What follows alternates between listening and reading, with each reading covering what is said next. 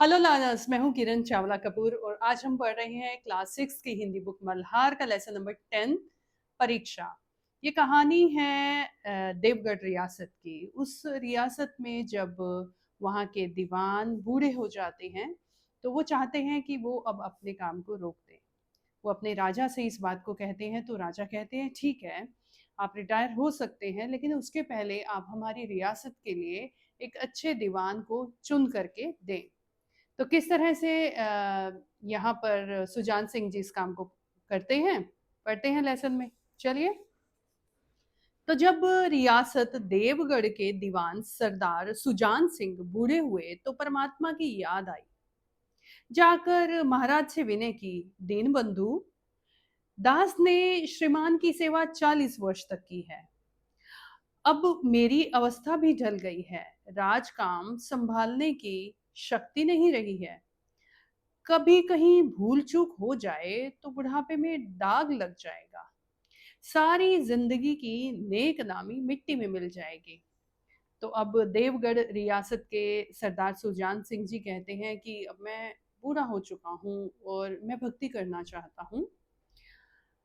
तो अब इतनी हिम्मत नहीं है शरीर में, कामकाज संभाल पाऊं, और अगर कोई गलती हो जाएगी तो इस उम्र में मेरे ऊपर तोहमत आएगी कि मैंने अपने काम को अच्छे तरीके से नहीं किया, इसीलिए मैं रिटायरमेंट चाहता हूँ।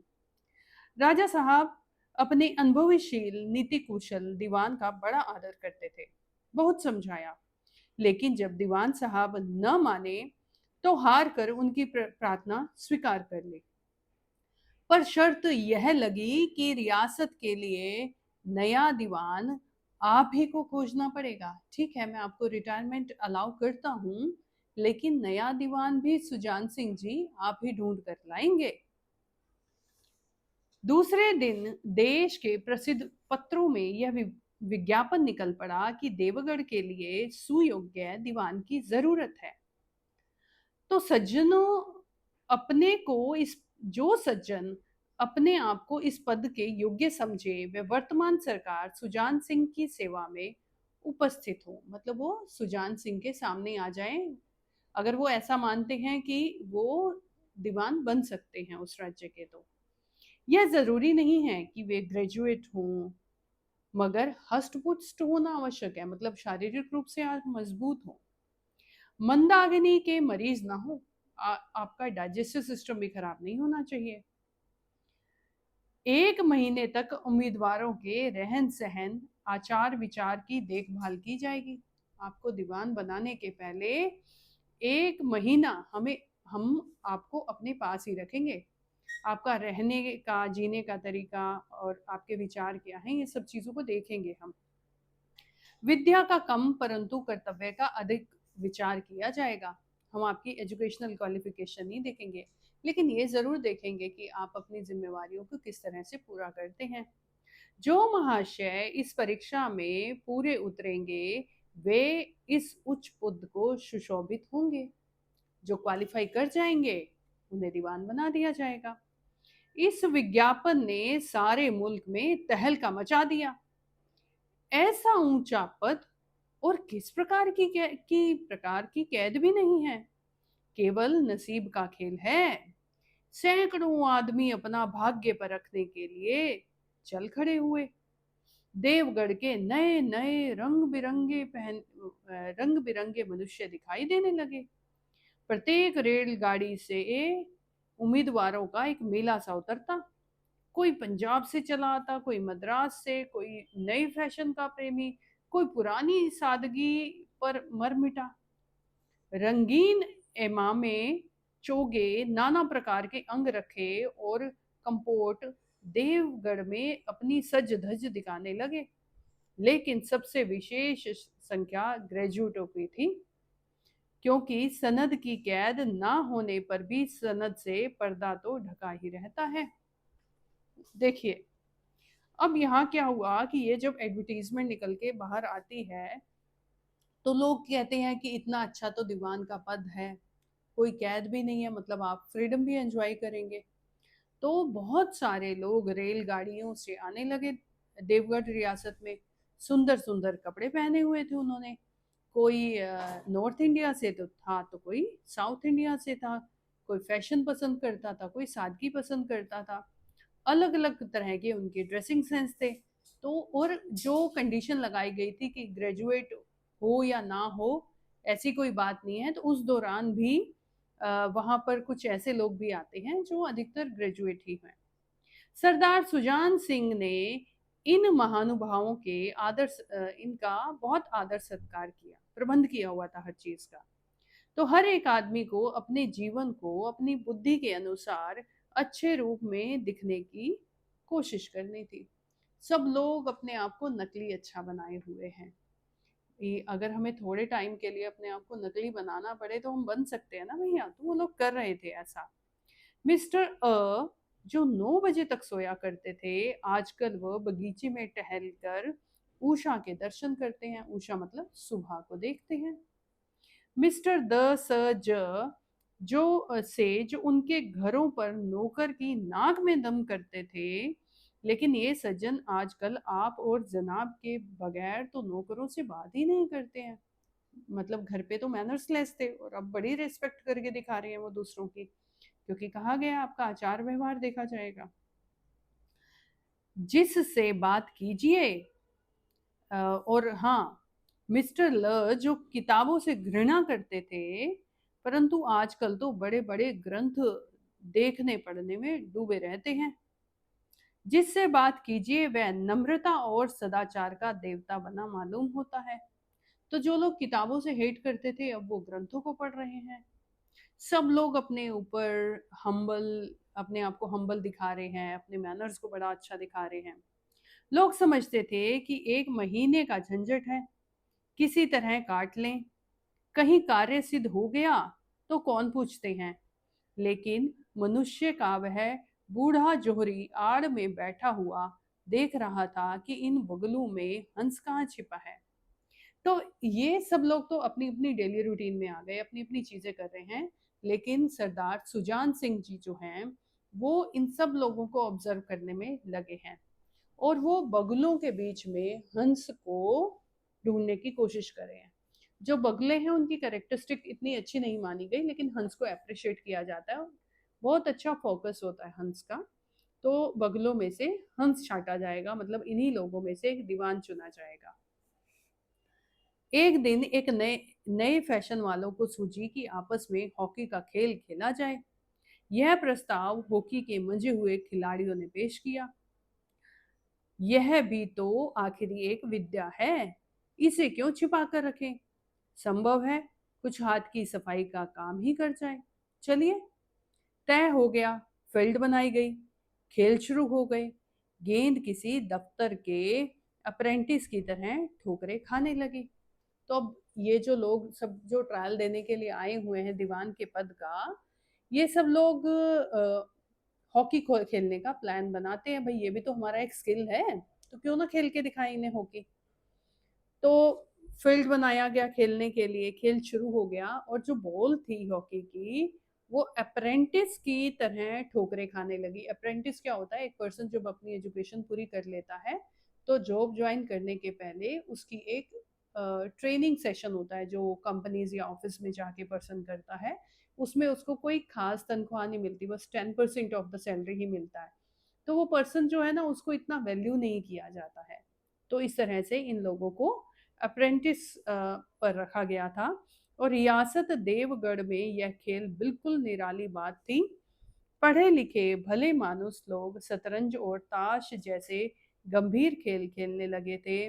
दौड़ कूद में खेल बच्चों के खेल समझे जाते थे। तो देवगढ़ रियासत में जो लोग हैं, वो उन्होंने अपना अलग ही तरीका बनाया हुआ था। पढ़े लिखे भले मानुष लोग कुछ वहाँ पर शतरंज खेल रहे हैं, तो कुछ ताश खेल रहे हैं। ऐसा हो सकता था, लेकिन इन लोगों ने तो बच्चों की खेल कूद सा था, खेल हॉकी का ही चुन लिया था। खेल बड़े उत्साह से जारी था। धावे के लोग जब गेंद को लेकर तेजी से उड़ते, तो ऐसा जान पड़ता कि कोई लहर बढ़ती जा रही है। मतलब एक पर्सन बॉल को ले रहा है, हॉकी से बॉल को ट्रैक पर ले रहा है, आगे बढ़ा रहा है तो उसके पीछे पीछे बहुत सारे लोग अपनी हॉकी लिए होती थी। ऐसे लगता था कि बहुत सारे लोगों की भीड़ बढ़ गई है, क्योंकि ये लोग अपने एंटरटेनमेंट के लिए एक तरह से खेल रहे थे। इसमें कोई ऐसा नहीं था कि वो लिमिटेड नंबर ऑफ पर्सन्स को ये फॉलो कर रहे थे। तो ऐसे खेल इनका चलता रहा। दूसरी ओर के खिलाड़ी इस बढ़ती हुई लहर को इस तरह से रोक लेते कि मानो लोहे की दीवार हो। फिर सामने वाले खिलाड़ी आते और उस बॉल को रोक लेते। संध्या तक यही धूमधाम रही। लोग पसीने से तर हो गए। खून की गर्मी आंखों और चेहरे पे झलक रही थी। जब आप दौड़ेंगे, आपका ब्लड सर्कुलेशन फास्ट होगा, तो आंखों में भी हल्की लाली आ ही सकती है। तो इस तरह से दिखाई दे रहा था, और हाफते हाफते ये लोग बेदम हो गए थे, ठीक से सांस भी नहीं ले पा रहे थे। लेकिन हार जीत का निर्णय ना हो सका। बट कोई भी पर्सन इसमें क्लियरली नहीं जीता। अंधेरा हो गया था जब मैदान से जरा दूर हटकर एक नाला था। उस पर कोई पुल नहीं था। पथिकों को नाले से चलकर आना पड़ता था। खेल अभी बंद ही हुआ था और खिलाड़ी लोग बैठे दम ले रहे थे कि एक किसान अनाज से भरी हुई गाड़ी लेकर उस नाले पर आ गया। तो अब इन लोगों को क्या है कि ये खेल तो चुके हैं, निर्णय हुआ नहीं है। तो इन लोगों को मैदान से हट करके जहाँ पर ठहरने के लिए जाना था, उस बीच में एक पुल था, और उस पुल को लोगों को पैदल चल के क्रॉस करना होता था। लेकिन हुआ क्या कि ये लोग बस वहां सांस लेने बैठे ही थे कि एक किसान आ गया, जिसके पास अनाज की भरी हुई एक गाड़ी थी। गाड़ी कौन सी वाली होगी भैया? काइंड ऑफ बैलगाड़ी, है ना? तो लेकिन कुछ तो नाले में कीचड़ था, और कुछ उसकी चढ़ाई इतनी थी कि गाड़ी ऊपर ना चढ़ सकी। मतलब भैया, बहुत ऊंची जगह थी, और गाड़ी में अनाज का वजन ज्यादा था, तो बैल नहीं चल चढ़ पा रहे थे ऊपर। वह कभी बैलों को ललकारता ललकारता, मतलब एनकरेज करता, भाई चलो आगे बढ़ो। कभी पहियों को हाथ से ढकेलता, कभी खुद पहियों पर जोर लगाता अपने हाथ से। लेकिन बहुत अधिक वजन था और बैल कमजोर थे। गाड़ी ऊपर को ना चढ़ती, और चढ़ती भी तो कुछ दूर, फिर खिसक कर नीचे पहुंच जाती।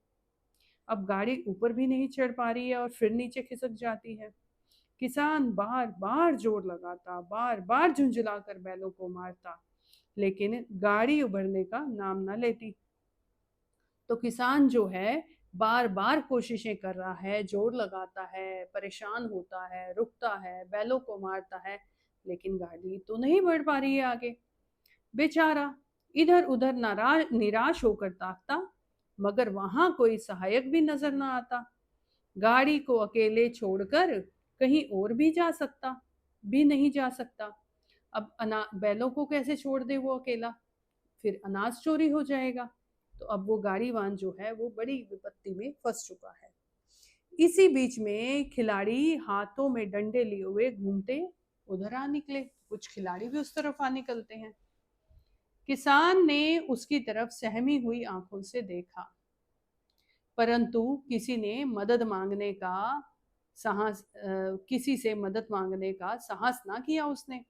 अब किसान उन लोगों ने जिन्होंने अच्छे खासे कपड़े पहने, उनको कैसे कह दे भाई धक्का मार दो, मेरी गाड़ी को आगे निकलवा दो?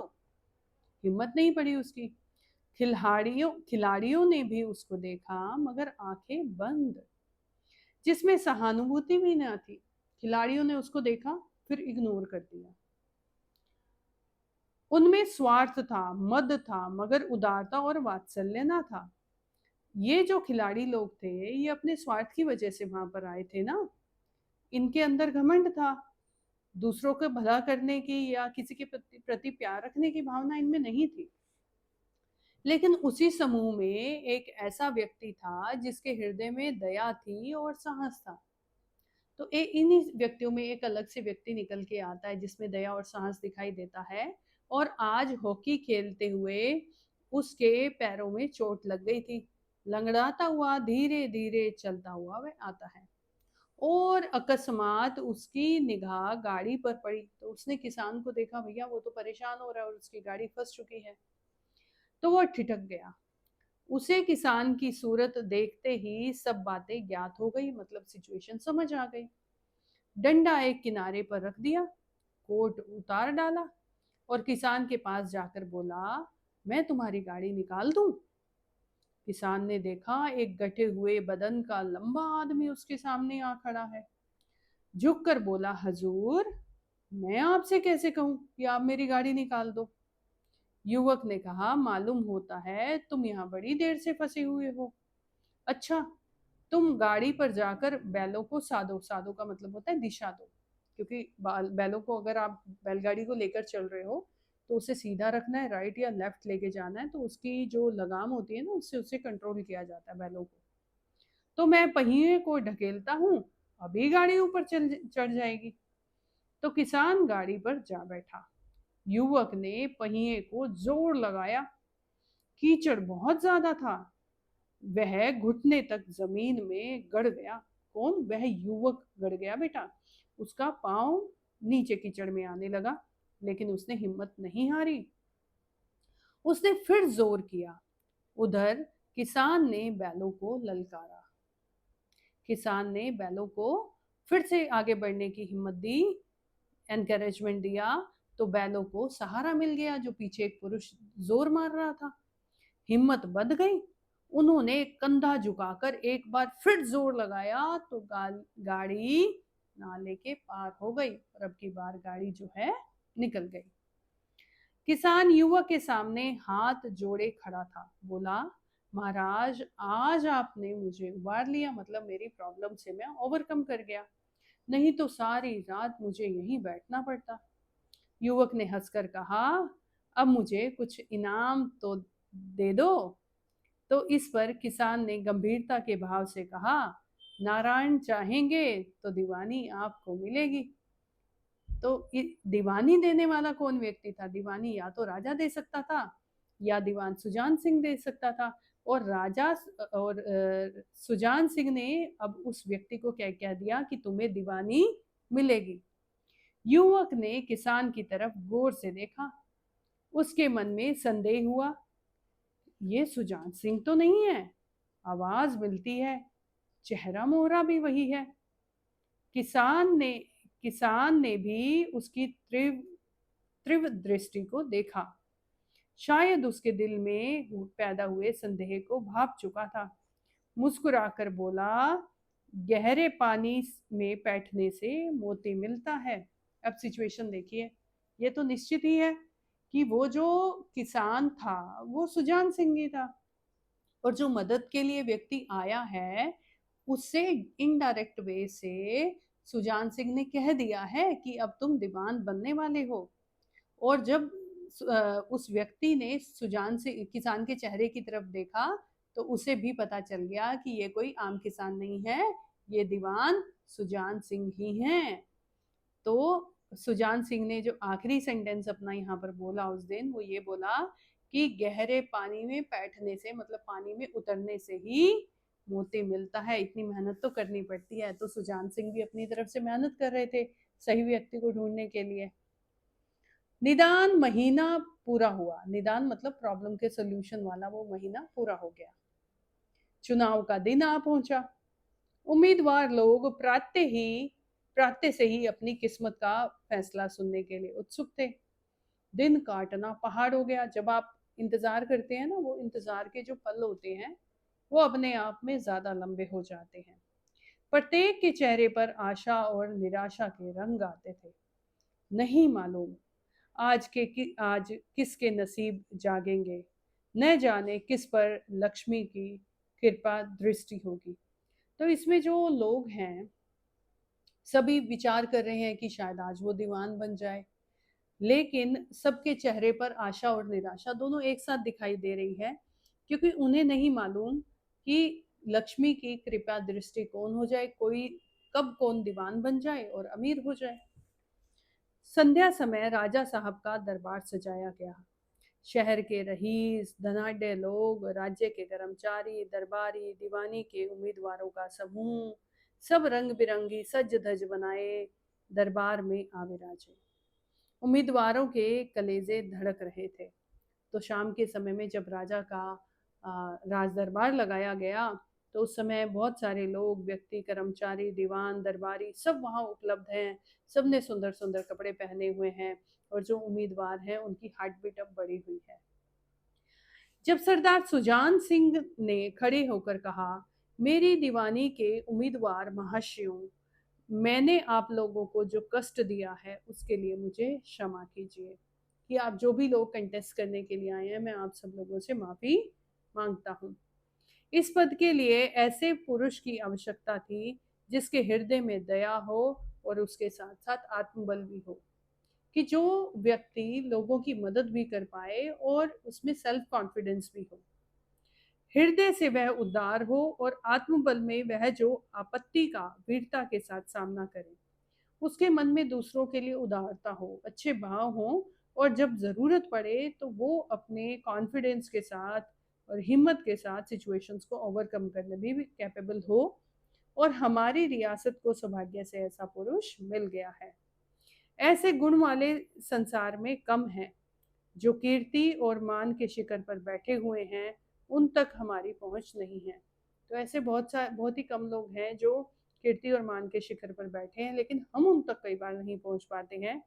मैं रियासत के पंडित जानकी नाथ को दीवानी पाने की बधाई देता हूँ। और वो फिर अपना सेंटेंस कहते हैं कि पंडित जानकी नाथ सा को दीवानी की बधाई देता हूँ। सा का मतलब जी या रिस्पेक्ट है। राजस्थान में ऐसे शब्दों का इस्तेमाल किया जाता है, जैसे वो माँ को मासा कह करके बुलाते हैं, तो यहाँ पर भी पंडित जानकी नाथ सा कहा गया है।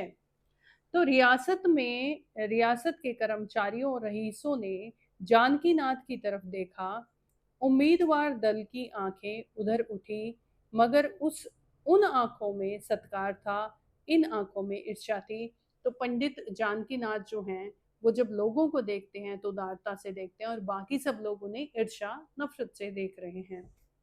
सरदार साहब ने फिर फरमाया, आप लोगों को यह स्वीकार करने में कोई आपत्ति न होगी कि जो पुरुष स्वयं जख्मी होकर एक गरीब किसान को भरी हुई गाड़ी को दलदल से निकाल कर नाले के ऊपर चढ़ा दे, उसके हृदय में साहस, आत्मबल, उदारता, वास सब कुछ है। तो इस पर दीवान साहब ने क्लियर किया कि क्योंकि इसने एक गरीब किसान की गाड़ी बाहर निकलवाई थी और अपनी उदारता, साहस, आत्मबल सब दिखाया था। प्लीज चैनल को सब्सक्राइब कीजिए। तो ऐसा आदमी गरीबों को कभी ना सताएगा। उसका संकल्प दृढ़ है जो उसके चित्त को स्थिर रखेगा। मतलब उसके मन में कोई लालच, द्वेष ऐसी भावनाएं नहीं आएंगी।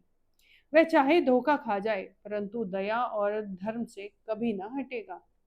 तो सुजान सिंह जी ने ये भाप लिया कि जो ऑपोजिट सिचुएशन में भी लोगों की मदद कर सकता है, वह व्यक्ति अपने धर्म को ज़रूर पूरा करेगा।